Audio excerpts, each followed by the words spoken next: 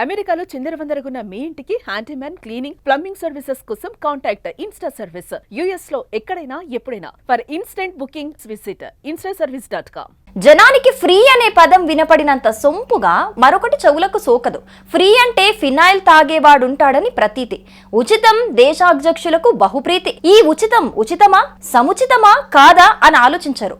America అధ్యక్షుడు ఇందుకు మినహాయింపు కాదు.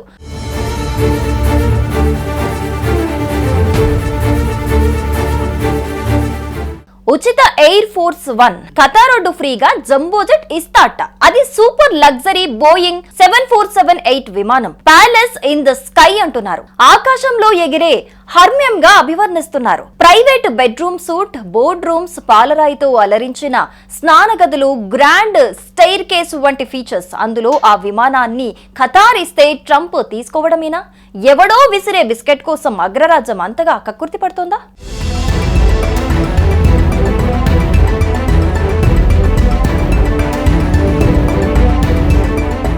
అమెరికా అంతర్జాతీయ పేరు ప్రతిష్టలు కేవలం విమానాల సేకరణ స్థాయికి దిగజారిందా? ఖతార్ రాజకుటుంబం ఇచ్చే బహుమతిని అమెరికా అధ్యక్షుడు పుచ్చుకోవటం అనైతికం, చట్టవిరుద్ధమంటున్నారు విమర్శకులు. పైగా భద్రత పరంగా కూడా ప్రమాదకరమని విశ్లేషిస్తున్నారు.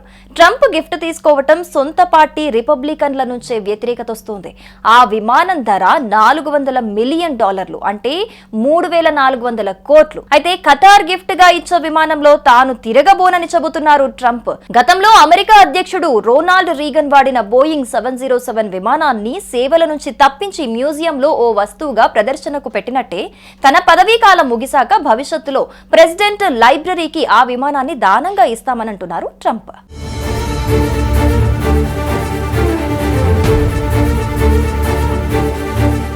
అమెరికా అధ్యక్షుడు ప్రయాణించే ఎయిర్ ఫోర్స్ 1 విషయానికొస్తే అవి 2 విమానాలు. దాదాపు 40 ఏళ్లుగా వాటిని అమెరికా వినియోగిస్తోంది.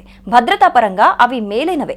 కమ్యూనికేషన్ సామర్థ్యాలు, క్షిపణి దాడుల నుంచి కాచుకోవటం, గాల్లోనే ఇంధనం నింపుకోవటం వంటి ఫీచర్స్ వాటి సొంతం. అయితే ఆ పాత డొక్కు విమానాలు అధ్యక్షుడికి నచ్చటం లేదు. వాటిని మార్చాలని ట్రంప్ ఉత్సాహపడుతున్నారు. బోయింగ్ కూడా అదే పనిలో నిమగ్నమైంది. రష్యాకు చెందిన ఓ విమానయాన సంస్థ కోసం బోయింగ్ గతంలో 747 విమానాలు తయారు చేసింది.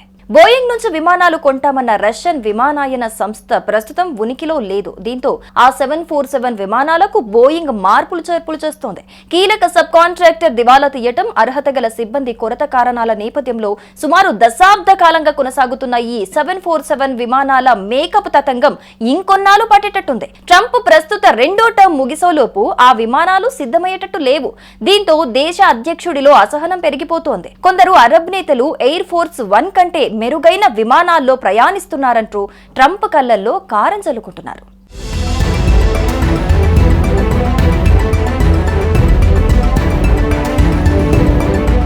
ప్రస్తుతం ట్రంప్ అటువైపే పర్యటనకు బయలుదేరారు. మే 13 నుంచి 16 తేదీల్లో ఆయన సౌదీ అరేబియా, ఖతర్, యుఏఈలో పర్యటిస్తారు. కొసమెరుపు ఏంటంటే కాంగ్రెస్ అనుమతి లేకుండా ఫెడరల్ అధికారులు విదేశీ ప్రభుత్వాల నుంచి విలువైన వస్తువులు, లాభాలు లేదా ప్రయోజనాలు పొందరాదని అమెరికా రాజ్యాంగం సృష్టీకరిస్తోంది.